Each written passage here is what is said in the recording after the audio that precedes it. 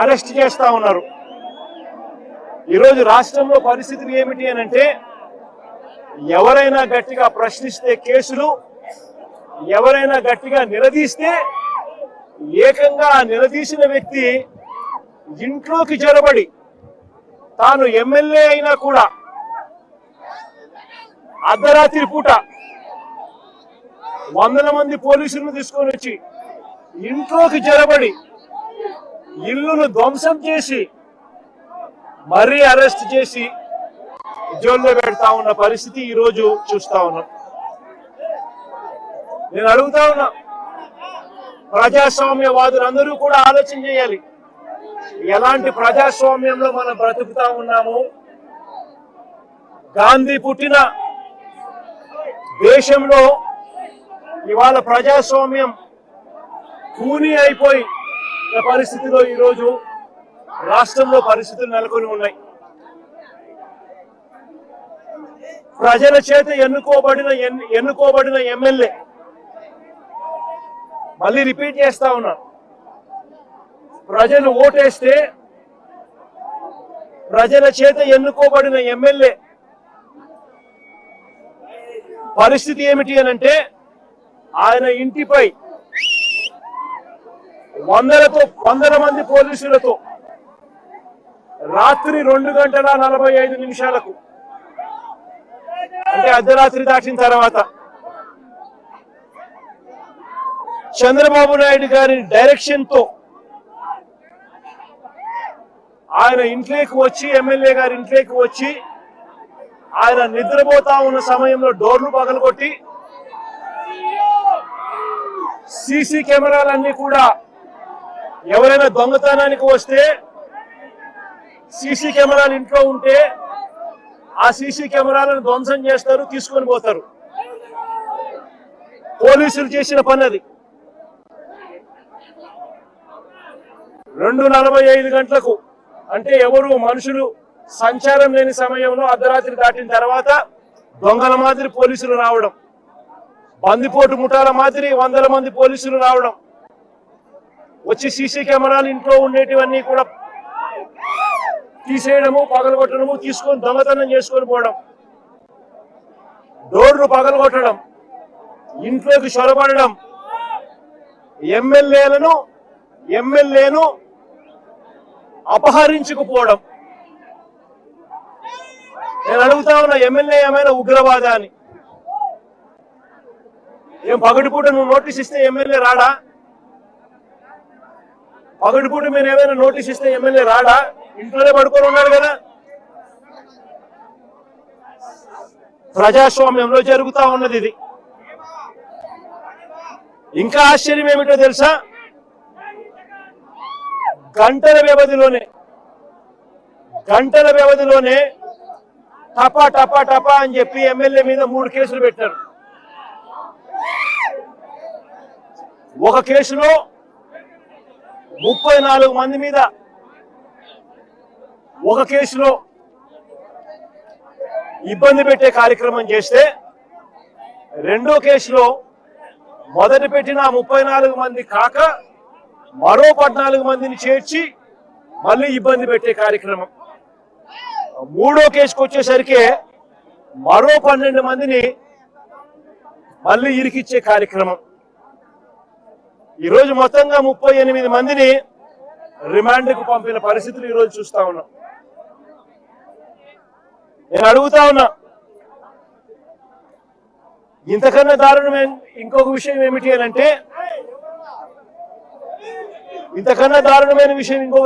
అనంటే, ఎమ్మెల్యేతో కూడా సరిపెట్టుకోవడంలా, ఎమ్మెల్యే కొడుకును, ఎమ్మెల్యే తమ్ముడి కొడుకును మొత్తం అందరినీ జైల్లో పెట్టారు. అంతేకాదు మరో తమ్ముడి కొడుకును ఇరికించే కార్యక్రమం చేశారు. ఇలా మొత్తం కుటుంబాన్ని మొత్తం టార్గెట్ చేస్తా ఉన్న పరిస్థితులు కనిపిస్తా ఉన్నాయి. నేను ఒకసారి కొన్ని వివరాలను చెప్తాను, క్లుప్తంగా వివరాలన్నీ. 6 నేరాలు ఎలా చేశారో చెప్తాను.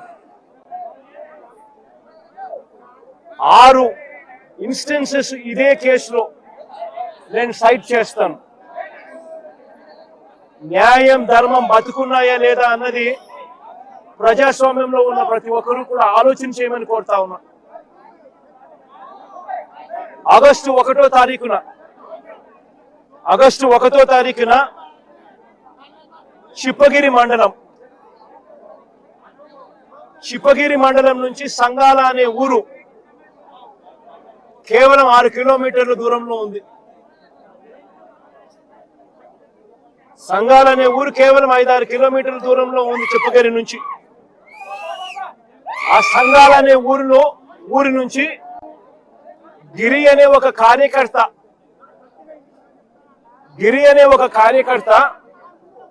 ఇరుపాక్షన్నకు తన ఇంటి మీద దాడి జరుగుతా ఉంది అని,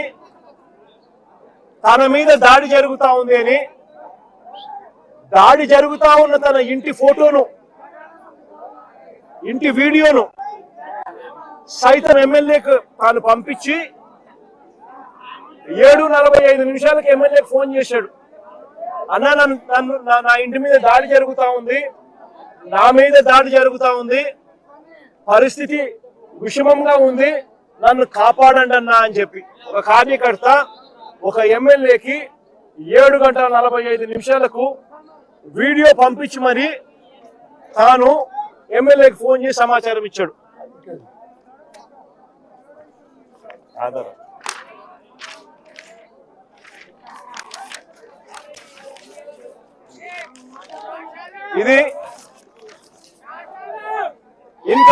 ఇది గిరి అనే కార్యకర్త ఎమ్మెల్యేకు 7:45 ఫోన్ చేసిన కాల్ హిస్టరీ, ఎమ్మెల్యేకి ఫోన్ చేసిన కాల్ లాగ్. 7:45 తాను ఎమ్మెల్యేకి ఫోన్ చేసి ఈ రకంగా మాట్లాడి ఫోటోను, ఇంటి మీద దాడి జరిగిన ఫోటోను, పోస్టర్ కూడా పంపించాడు.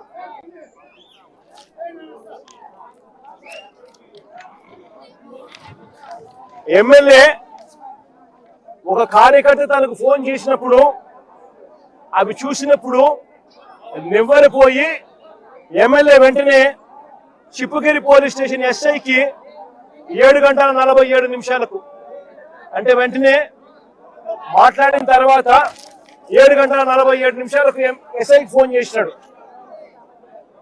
మీ దగ్గర నుంచి సంగాల ఊరు ఇక్కడ నుంచి 5-6 కిలోమీటర్ల దూరంలో ఉంది, కార్యకర్త మీద దాడి జరుగుతా ఉంది, పోయి కాపాడండి అని ఎమ్మెల్యే, ప్రజల చేత ఎన్నుకోబడిన ఎమ్మెల్యే ఒక ఎస్ఐకి ఫోన్ చేసి సమాచారం ఇచ్చినాడు 7:47.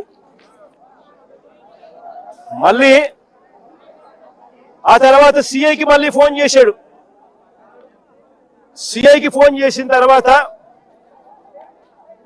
సిఐ ఫోన్ చేస్తే ఫోన్ ఎత్తడంలా, ఫోన్ దొరకడంలా. మళ్ళా 8:03 సిఐకి కూడా ఫోన్ చేసి సమాచారాన్ని ఇచ్చినాడు. సిఐకి కూడా ఎమ్మెల్యే ఫోన్ చేసి ఇలా గిరి అనే కార్యకర్త మీద దాడి జరుగుతా ఉంది సంగాల అనే గ్రామంలో, వెళ్ళి కాపాడండి మీరు, నాకు గిరి ఫోన్ చేశాడు, ఫోటోలు పంపించినాడు, తన ఇంట్లో జరుగుతా ఉన్న దాడికి సంబంధించిన వివరాలు తెలియజేస్తా ఉన్నాడు, వెంటనే పోండి అని చెప్పి మళ్ళీ 8:03 సిఐ కూడా చెప్పినాడు. అయినా ఎవడు పోలా. ఒక మనిషి మీద దాడి జరుగుతా ఉందని పోలీసులకు చెప్తే ఎమ్మెల్యే లాంటోడు ఫోన్ చేసి చెప్పినా కూడా దిక్కు దివాణం లేని పరిస్థితిలో ఈ రోజు రాష్ట్రంలో ప్రజలు ఉన్నారు. ఎమ్మెల్యే కాదు, ఎవడు ఫోన్ చేసినా సిఐ అనేవాడు, ఎస్ఐ అనేవాడు పోవాల్సిన ధర్మం అది ఎస్ఐ డ్యూటీ, సిఐ డ్యూటీ. ఎవడైనా కూడా నా ప్రాణం పోతా ఉంది, నా ఇంటి మీద దాడి జరుగుతా ఉంది అని చెప్పి తనకు ఏదైనా సమాచారం అందితే వెంటనే అక్కడికి వెళ్ళి కాపాడాల్సిన ధర్మం ఎస్ఐ మీద, సిఐ మీద ఉంది. అట్లాంటిది ఎమ్మెల్యే చెప్తే కూడా పోలా. ఎమ్మెల్యే చెప్తే కూడా పోకపోతే ఆ తర్వాత మళ్ళా 8:08 అంటే మళ్ళా దాదాపుగా అరగంట తర్వాత 7:45 తాను గిరి ఫోన్ చేసినాడు మొదటిసారి ఎమ్మెల్యేకి. మళ్ళీ 8:08కి మళ్ళీ గిరి ఎమ్మెల్యేకి ఫోన్ చేశాడు. అన్న నా పరిస్థితి చాలా అన్యాయంగా ఉంది, నువ్వు రాకపోతే నేను ఇబ్బంది పడే పరిస్థితిలో ఉన్నాను, పోలీసులు ఎవరు రావడం లేదు, పోలీసులు ఎవరు నా ఇంటికాడికి వచ్చి నన్ను కాపాడే కార్యక్రమం జరగలేదు అని మళ్ళీ 8:08కి ఒక కార్యకర్త ఎమ్మెల్యేకి ఫోన్ చేస్తే ఇంతకు ముందు పోలీసులు ఎవరు పోని పరిస్థితి కనపడితే నేను అడుగుతా ఉన్నా, ఎమ్మెల్యే అనేవాడు ఏం చేయాలా అని. ఎమ్మెల్యే అనేవాడు పోవాల్సిన ధర్మం కనీసం ఎమ్మెల్యే మీదకి లేదా అని అడుగుతా ఉన్నా. ఎమ్మెల్యే అనే మనిషికి మనసు మానవత్వం ఉంటుందా లేదా అని అడుగుతా ఉన్నా. మనసు మానవత్వం ఉంది కాబట్టి పోలీసులకు చెప్పినా పోలీసులు స్పందించకపోతే ఎమ్మెల్యే మానవత్వం చూపించాడు, ఒక మనిషిగా తను రియాక్ట్ అయ్యాడు. వెంటనే ఎమ్మెల్యే ఆ గ్రామానికి పోయాడు, ఆ సంఘాలనే గ్రామానికి ఎమ్మెల్యే పోయాడు కార్యకర్తను కాపాడుకునే దానికోసం. వెళ్ళి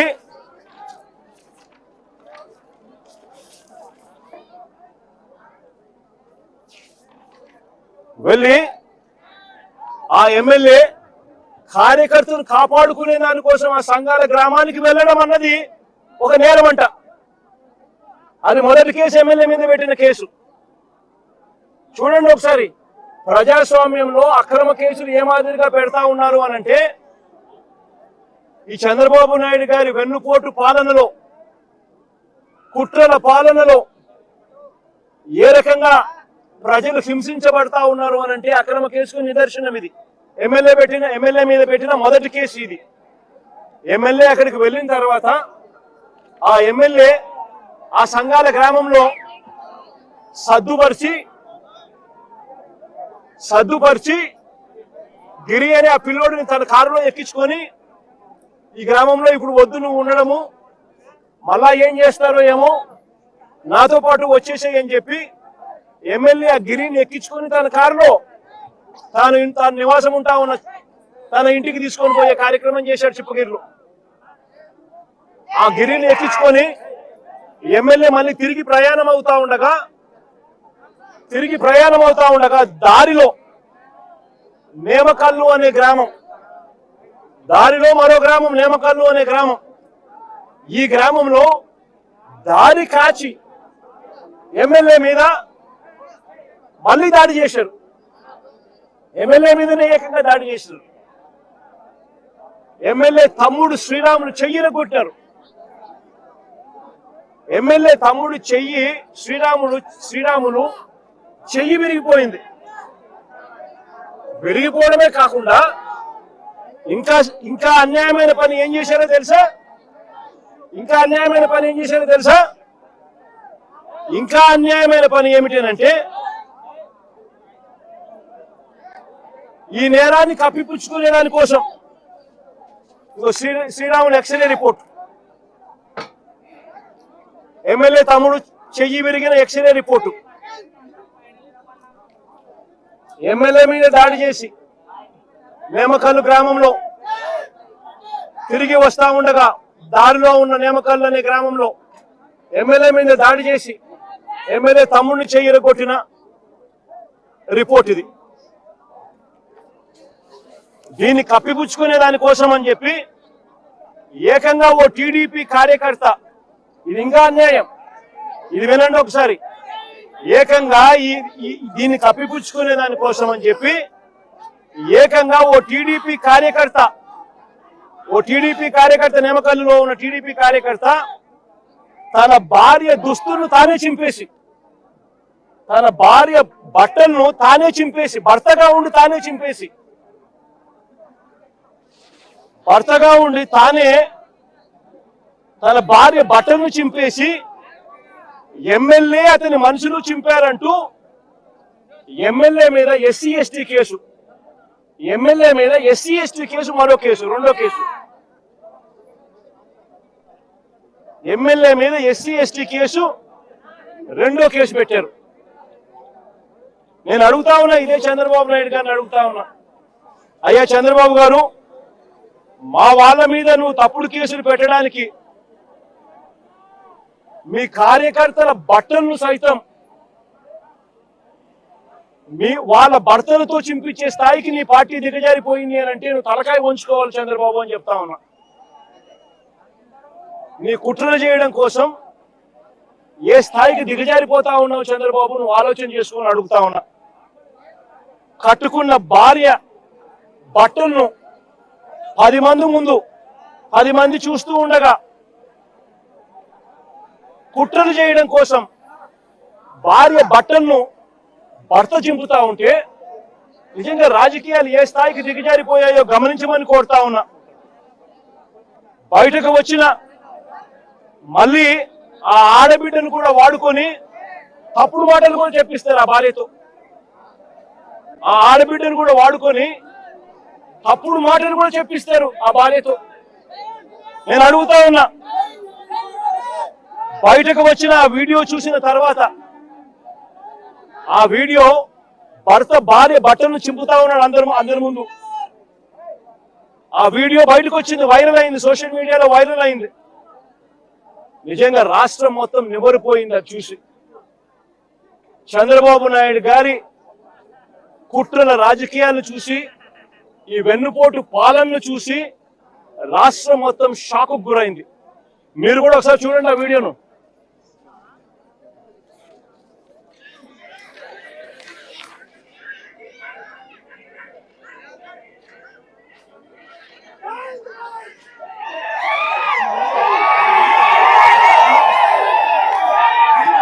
అలా ప్లే చేయి.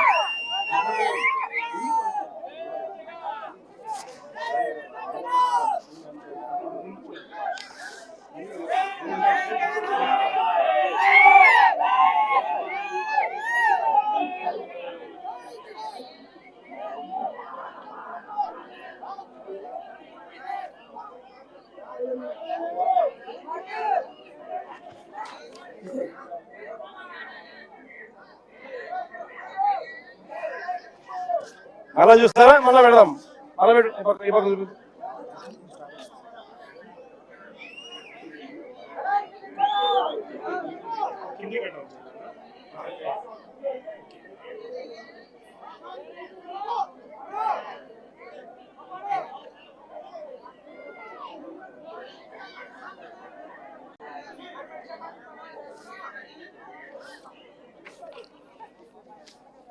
నిజంగా ఏ స్థాయిలోకి చంద్రబాబు నాయుడు దిగజారిపోయినాడు అని చెప్పడానికి వెన్నుపోటు పార్టీ నాయకుడు కుట్రలు చేసి వెన్నుపోటు పార్టీ పాలనలో ఏ రకంగా వ్యవస్థలు ఉన్నాయని చెప్పడానికి నిదర్శనం. ఇది చేసి ఎమ్మెల్యే మీద SC/ST కేసు, ఇది 2వ కేసు. ఎమ్మెల్యే మీద పెట్టిన ఇది 2వ కేసు, 2వ అక్రమ కేసు.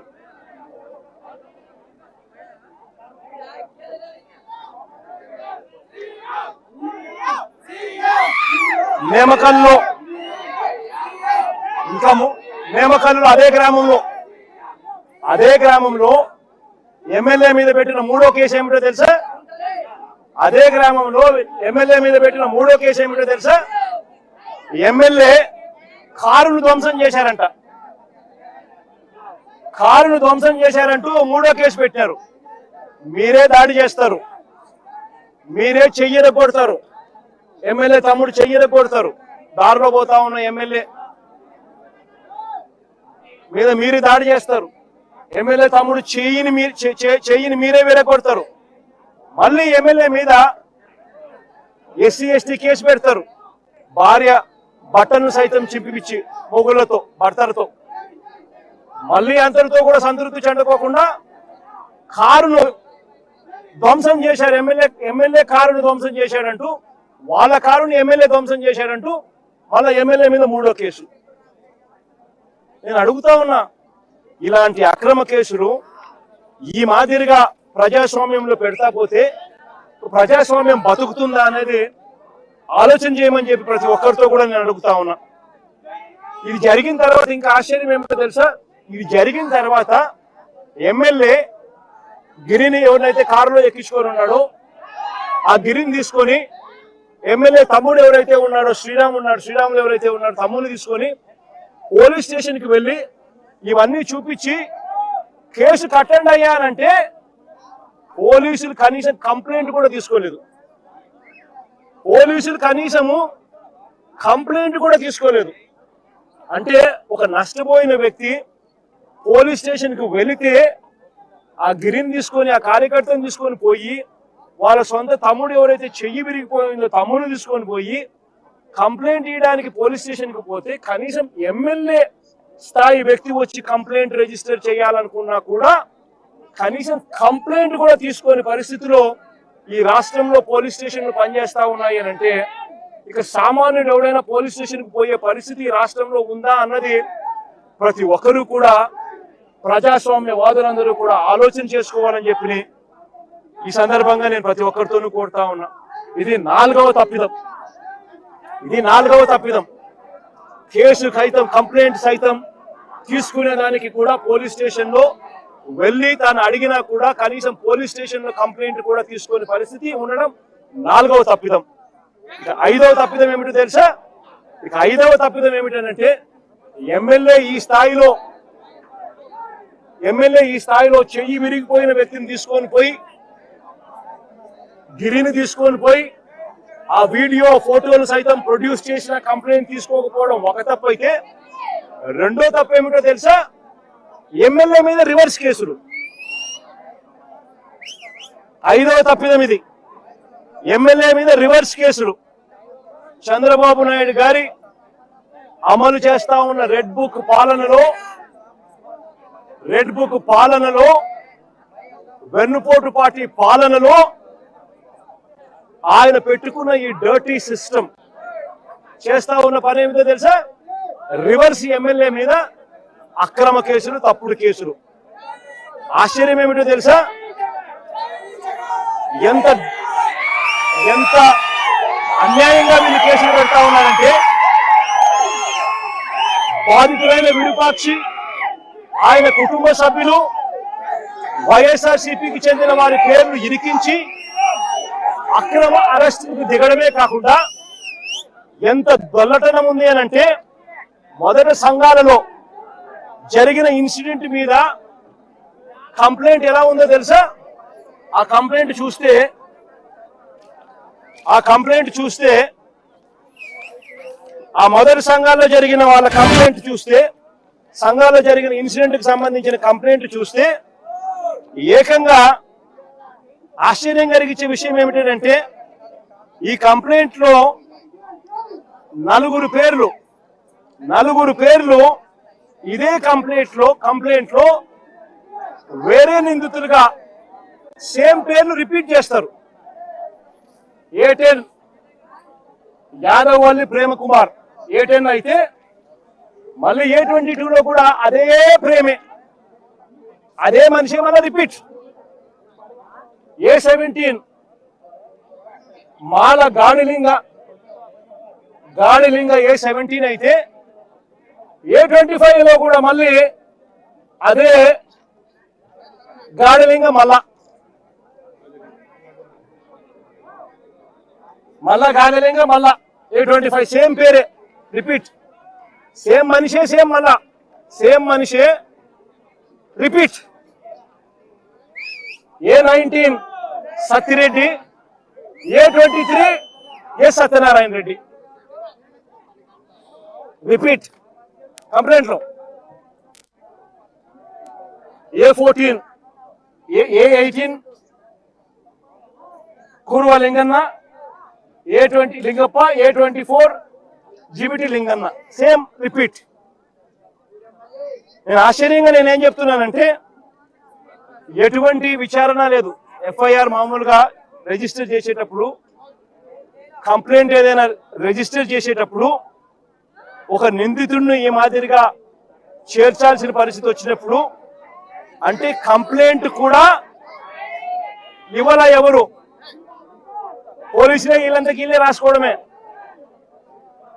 ఎంక్వైరీ కూడా లేదు, ఎంక్వైరీ కూడా చేయలే, వీళ్ళంతా వీళ్ళే కంప్లైంట్ రాసేయడమే.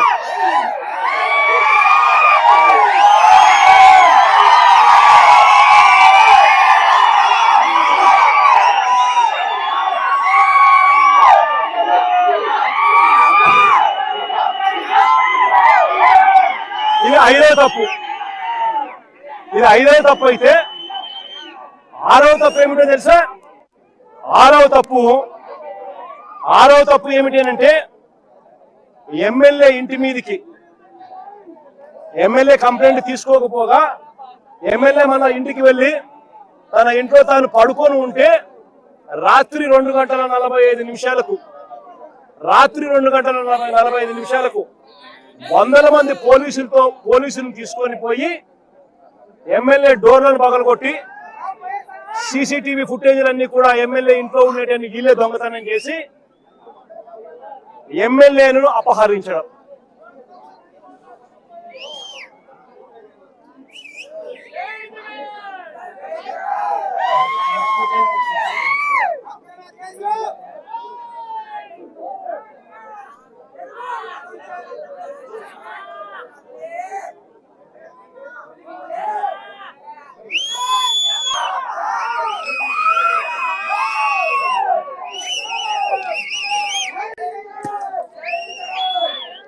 ఆయన ఇంట్లో ఉన్న సీసీటీవీలు, ఎమ్మెల్యే ఇంట్లో ఉన్న సీసీటీవీలు ఈరోజు లేవు.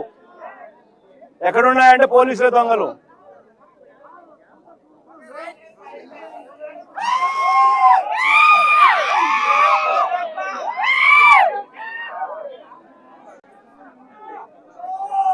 ఇది ఆరవ తప్పిదం. నేను అడుగుతా ఉన్నా, 6 తప్పిదాలు నేను సాక్ష్యాలు ఆధారాలతో సహా 6 తప్పిదాలు వీళ్ళు చేసినటువన్నీ కూడా రెడ్ బుక్ రాజ్యంలో వెన్నుపోటు పార్టీ పాలనలో కుట్రలు చేస్తూ ఏ రకంగా అన్యాయాలు చేస్తా ఉన్నారని చెప్పి చూపించిన. నిజంగా బీసీ అనే నాయకత్వం మీద చంద్రబాబు నాయుడు గారు అనే వ్యక్తి కుట్రలతో ఏ రకంగా బీసీ నాయకుల్ని, పేరు పొందిన బీసీ నాయకులను ఏ రకంగా అక్రమ కేసులతో ఇరికిస్తా ఉన్నారు అని చెప్పడానికి ఇంకా కొన్ని ఉదాహరణలు చెప్తా. వైఎస్ఆర్సీపీ పార్టీలో ఎదుగుతా ఉన్న బీసీ నాయకులను చంద్రబాబు నాయుడు గారు ఏ రకంగా లక్ష్యంగా చేసుకున్నారు అనంటే, శ్రీకాకుళంలో మొన్న మత్స్యకార బీసీ నాయకుడు సిదిరి అప్పలరాజు నేను మొన్న తనకు జరిగిన అన్యాయం మీద శ్రీకాకుళం వెళ్ళి తనకు జరిగిన అన్యాయాన్ని ప్రెస్ సమక్షంలో పూర్తిగా వివరాలతో సహా వివరించిన. సిదిరి అప్పలరాజు విషయంలో ఓ బైక్ యాక్సిడెంట్ను, కార్ యాక్సిడెంట్ కూడా కాదు, ఓ బైక్ యాక్సిడెంట్ను, ఓ రోడ్డు ప్రమాదాన్ని ఏకంగా వక్రీకరించి హత్య కింద, కుట్ర కింద, హత్య కింద బుక్ చేసినారు. ఒక బీసీ నాయకుడు 18 ఏళ్ల కొడుకు బైక్ నడుపుతూ 18 ఏళ్ల కొడుకు బైక్ నడుపుతూ బైక్ యాక్సిడెంట్ అయితే